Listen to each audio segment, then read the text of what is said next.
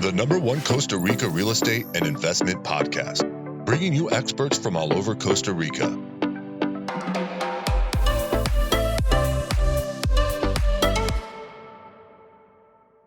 Good afternoon, guys, and welcome to episode 166 of Costa Rica Real Estate and Investments with me, your host, Richard Beckson. Today, we're going to be talking with Juan Diego Cardenas. He's actually the director and lead architect for Studio Anónimo. It's a young, dynamic, and artistic architectural company based here in Costa Rica. They've done work all over Costa Rica.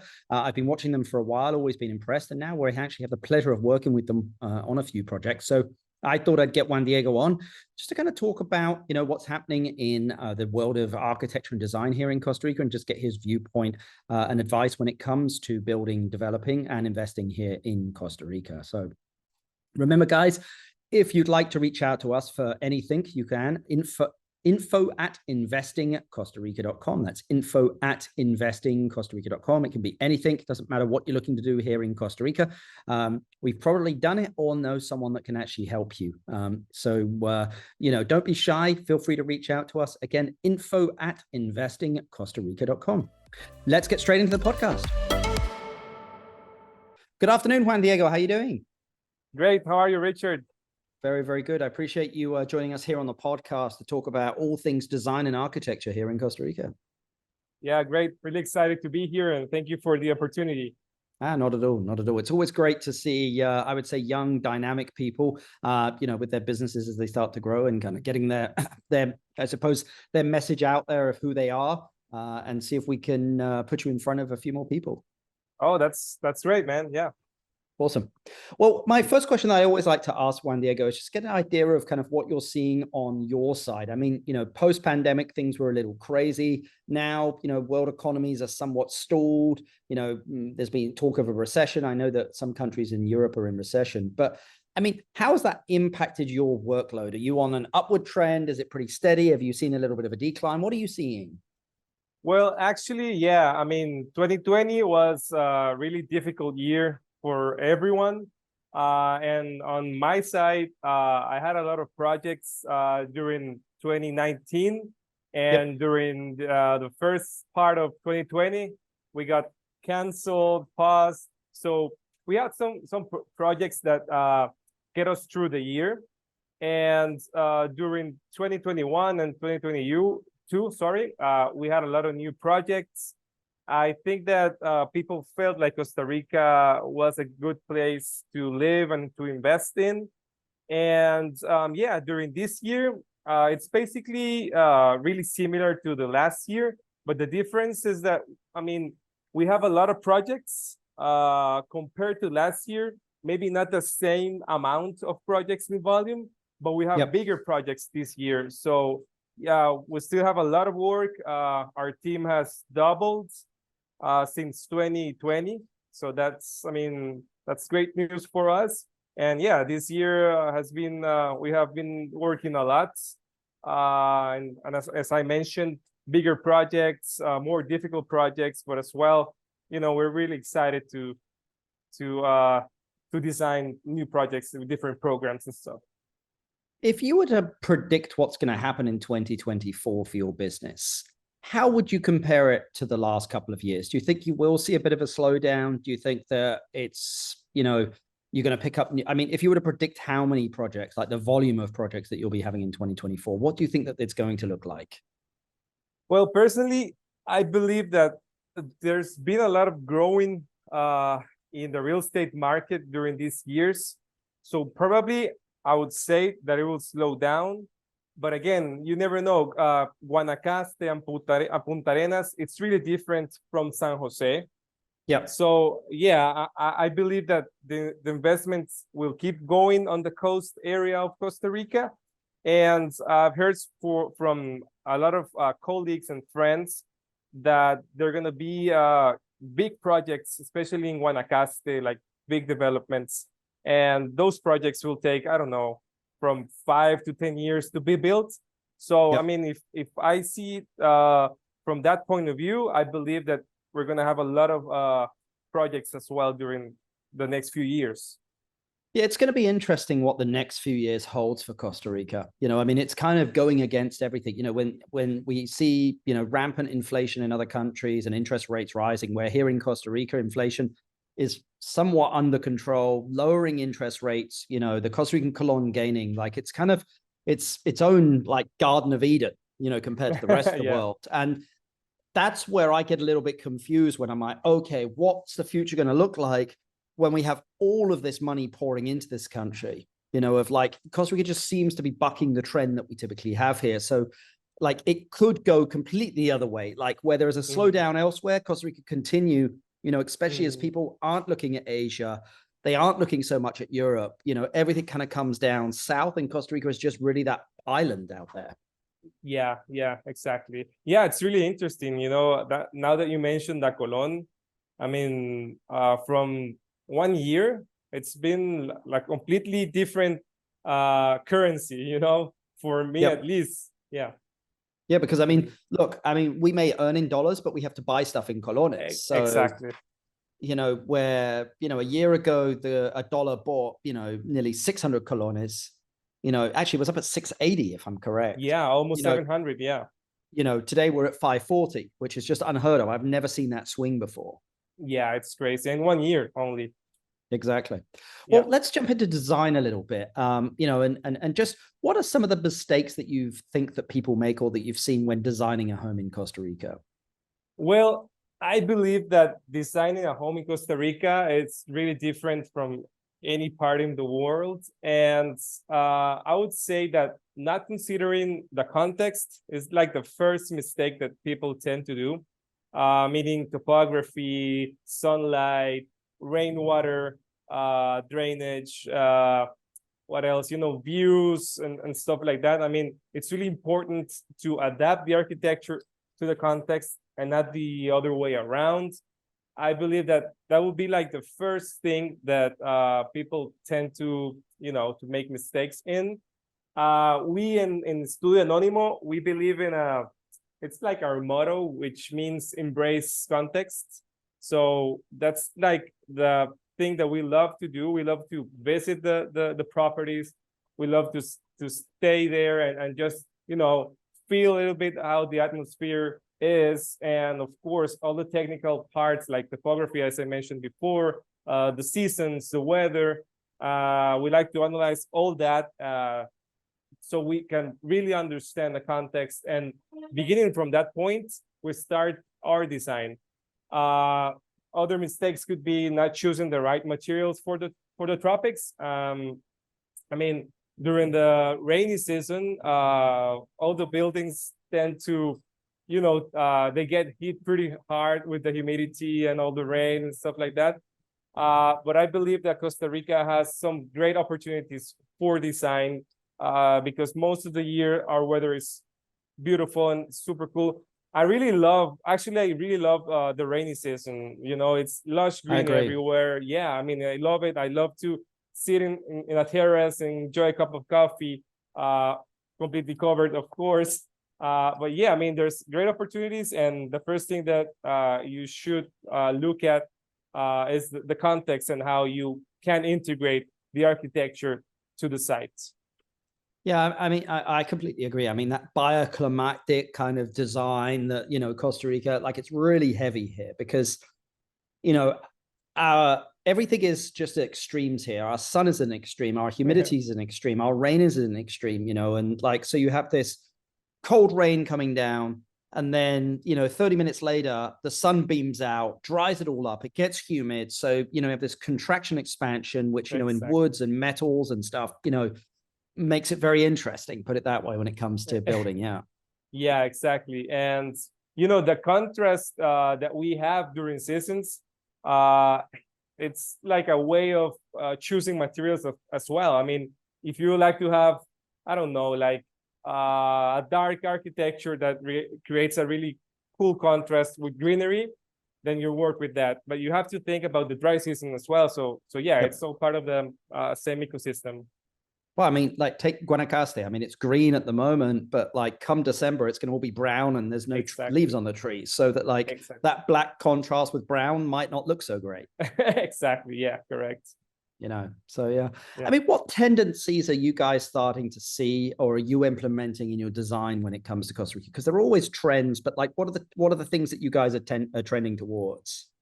Okay, yeah, I mean, I like to think that we're not just following trends, we believe in timeless designs.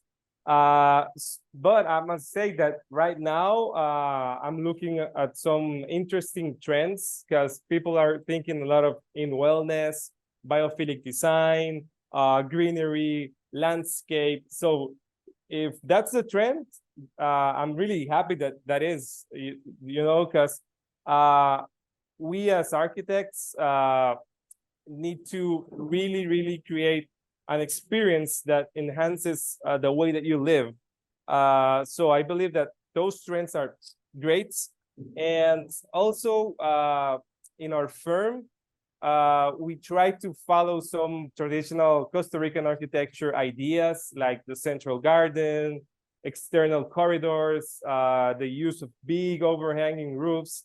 So that's that kind of things we really enjoy using in all of our projects. Of course, there's like a translation of that tradition because we are designing contemporary architecture, but that foundation of the Costa Rican architecture is really important for us in order to, again, think about the context and where we are at.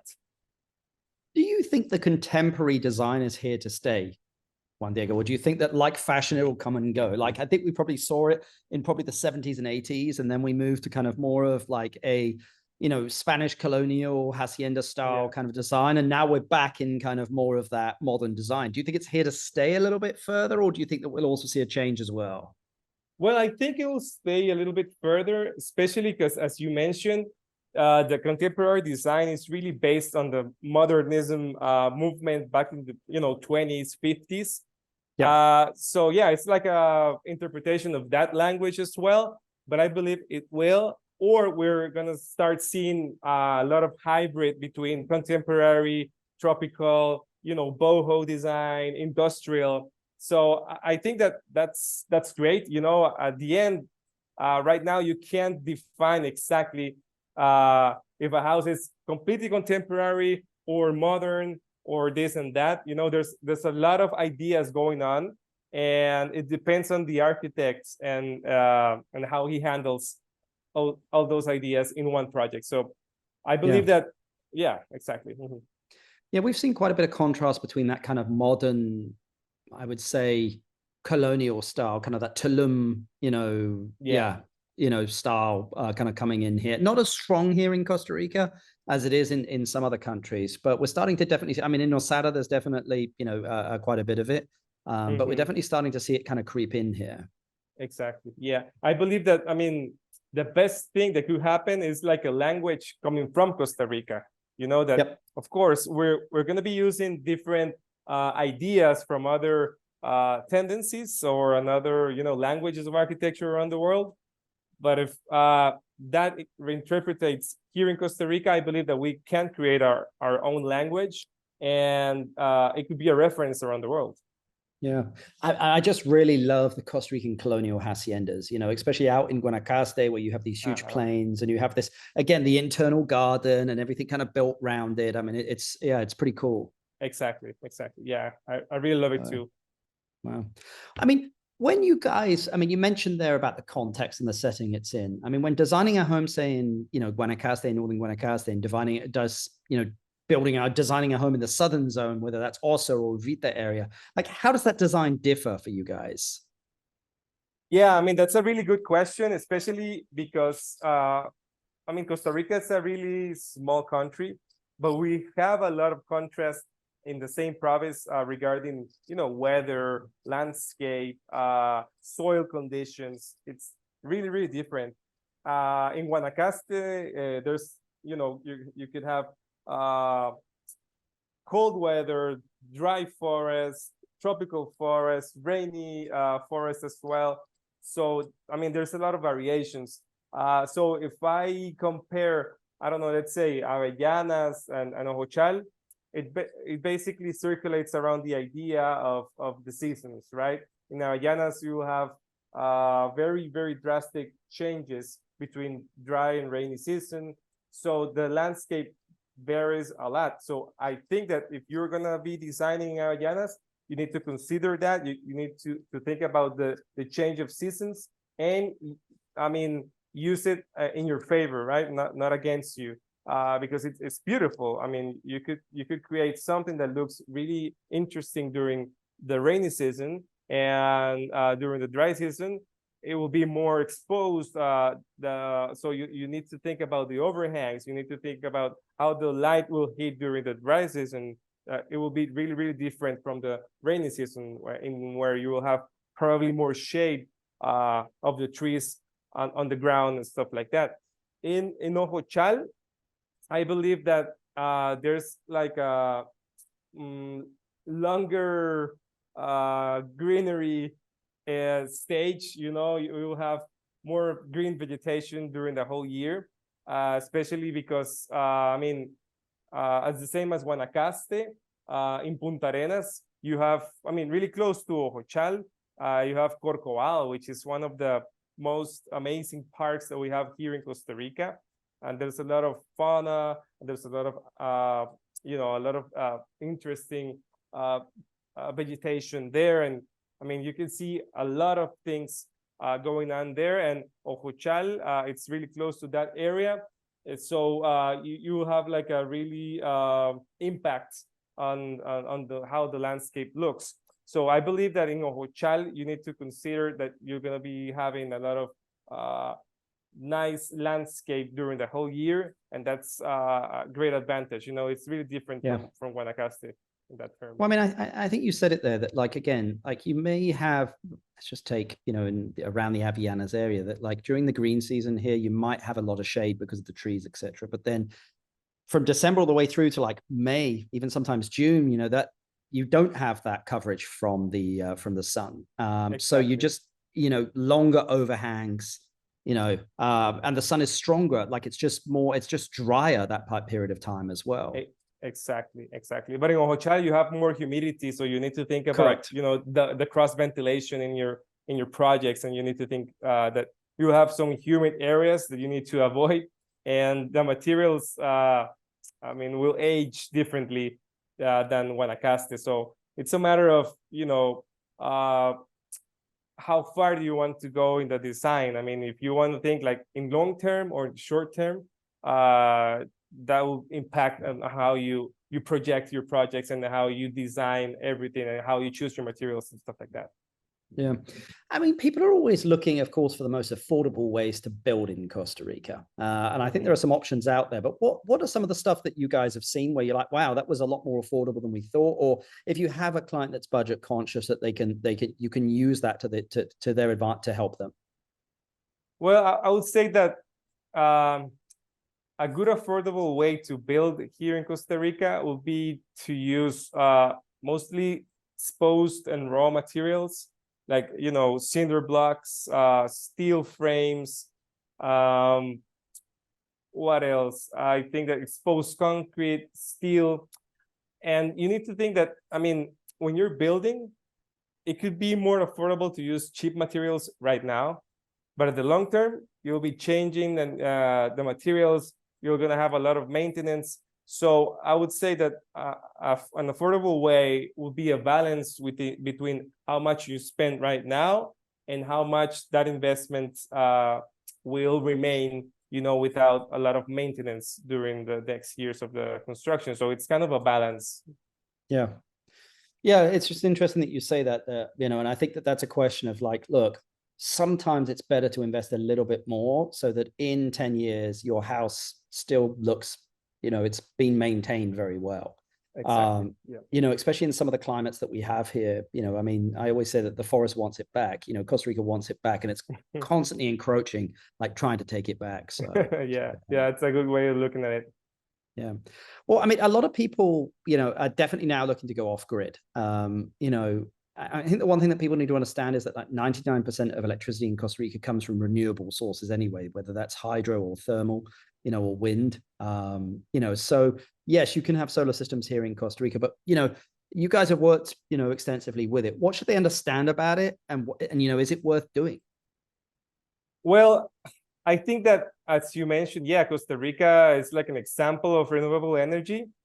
But in terms of individual solar energy for houses, I think that we have a lot of roads to walk through, because there's like two options in Costa Rica. I mean, you could have your solar system and still be connected to the grid, but the company will take off like 80% of your bill every month. Or you could have batteries, but batteries are quite expensive right now. I mean, everything is imported. You need to bring it from the US or Europe or even China as well. So I think that right now off the grid projects will be really expensive, and I'm up for it. But it's a balance as well. You could have another source of energy as well, so you're not only using solar panel. I mean, you could use gas as well for your stove, for water heater, for your dryer and stuff like that. So in that way, the solar system could be like less expensive, and you will have like a good balance in your consumptions as well. It's amazing how much electricity a dryer uses, because you might go, well, Costa Rica's sun and warm all the time. Yeah, but when it's humid, stuff doesn't dry, unfortunately. Exactly. Yeah. So yeah, I mean, the gas dryer is great. I've got one myself. I use a gas cooker. I use a gas dryer. I don't have, gas water heaters, but yes, I do know quite a few people that do get them as well. So I think that's, definitely an option worth, and it's very affordable here, gas as well. Yeah, exactly. I mean, you could use a hybrid model. You could have not a lot of batteries, but you have gas, so you can. You can use both. And the one thing that I think that we need to understand is that solar energy, it's cool, but you need to change your state of mind, right? I mean, you can't consume the same energy that you use as if you were connected to the grid. I mean, you have to manage your energy. You have to have different schedules in order to maintain your batteries fully charged, so you wouldn't run out of energy. Yeah, I mean, I love to ask Costa Ricans, like about what beach towns they like and what beach towns they would invest in. The reason being is you typically see this trend of Costa Ricans investing first, the place gets cool, and then the forest. Like Nosara, there was a lot of Costa Ricans investing there, Santa Teresa, all these areas. I mean, what are the beach towns that you would be investing in, and why? Well, yeah, I mean, you said it yourself. It's like in Nosara, I think that right now it's really hard to get into that market. So for my perspective, I would say that I will invest in upcoming areas to develop, especially because I really enjoy having like a good amount of area, and I enjoy my privacy as well. So I think that for instance, Ojochal is a great place to invest in because it's really close to Uita. It has a great infrastructure to get in there from San Jose. And so I believe that, I mean, Ojochal, for instance, is a great place to invest in right now, or the north of Guanacaste. It's a little secluded, but it's a beautiful place as well. So so I think that if I will gonna be building a house for me to live in, for instance, or to rent, I would say that those two places seems kind of nice right now. Whereabouts in northern Guanacaste, if you don't mind me asking? There's a place called, I remember I forgot the name, but it's close to Santa Rosa. It's up north in Guanacaste. Los Hobos, or? Yeah, near the area, exactly, yeah. Okay, it's amazing. A lot of stuff is starting to move up there. I mean, the Dreams La Mareas is up there, and there have been quite a couple of developments starting to happen up there. So yeah, it's going to be interesting to see where that goes, because that area has been really quiet until recently. So yeah, and it's beautiful. Junquillal, that place is beautiful as well. Yeah, we actually had Dave Matt from the Aletha project, who's doing a beachfront development there on Junquillal on the podcast before. So Junquillal keeps coming up, Ojochal keeps coming up. It's kind of bleeding out into all the cool cat areas, exactly. Which could be the next Masada in Santa Teresa. I mean, who knows? Who knows? Yeah.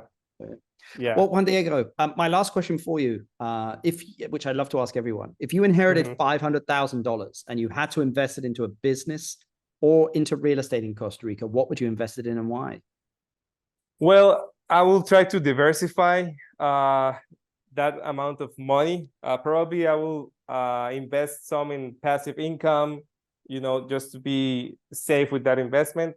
And I would say that I really enjoy the hospitality industry. I mean, we have designed a couple of hotels at the office, and I found out that it's a really good business and it has a really nice profit. So probably I will create, I don't know, Airbnb, or I will build a home and resell it later. So I would say that I will go in that direction. I will diversify some of it and invest in hospitality, Airbnb type of hotels or stays. And is there a particular location that you would look at doing that in? Well, yeah, not specifically in the coast, but I really enjoy going to Monteverde. It's in Punta Arenas, really close to to Ojochal as well. I mean, it's like 3-hour drive. So yeah, probably Monteverde, because it has a really special location. You're close to Arenal, to San Carlos, to Jacó. It's on its way to Guanacaste. So yeah, Monteverde for me, it's a very special place. So I probably say, yeah, that Monteverde. Also, I think you might be the first person, or maybe the second person, that's ever mentioned Monteverde on the podcast. But it's interesting just because, again, I know a lot of hoteliers up there, and it's really starting, there is a much more luxury, higher end client moving to that area. Yeah. So, well, Juan Diego, this has been great. Really appreciate you coming on the podcast, sharing some of your knowledge. I'll put all your contact details in the description. But yeah, thanks very much for your time, Juan Diego. Thank you, Richard. And I really enjoy spending time here with you, chatting a little bit. So hope to be here again soon. Fantastic. Thanks very much. Okay, bye. Bye. It's always great talking with architects here on the podcast, guys, and kind of getting their viewpoint, because, they're designing and building all over Costa Rica. As you can see there, Juan Diego and his company are just building all over Costa Rica. We're working with them a project in the southern zone. I've been kind of watching them from afar for a while, and just saw them as like a very young, dynamic group with great design. And again, one of our clients decided to work with them. So we're now working on them actually in a project in Ojochal. So I'll let you know how it goes. But if you want to reach out to Juan Diego, all of his contact details are in the descriptions down below, guys, even just to have a conversation. I think they're a very, unique company here. And it's just, they're a pleasure, absolute pleasure to work with, as with most architects here in Costa Rica. Just that, again, these guys take a real focus on the actual, as he said, their context or the environment that they're actually building in, and kind of design around that and the client's wishes. So remember, guys, if you do want to reach out to us, you can do info@investingcostarica.com, info@investingcostarica.com. If you've enjoyed the podcast, please pass it on, give us 5 stars, reshare it. But just really appreciate the support from everyone. I'll continue to do these, and I'm sure we'll be at 200 podcasts before we know it. But until the next podcast, I'll see you soon. And thanks very much for listening. Bye. The #1 Costa Rica real estate and investment podcast, bringing you experts from all over Costa Rica.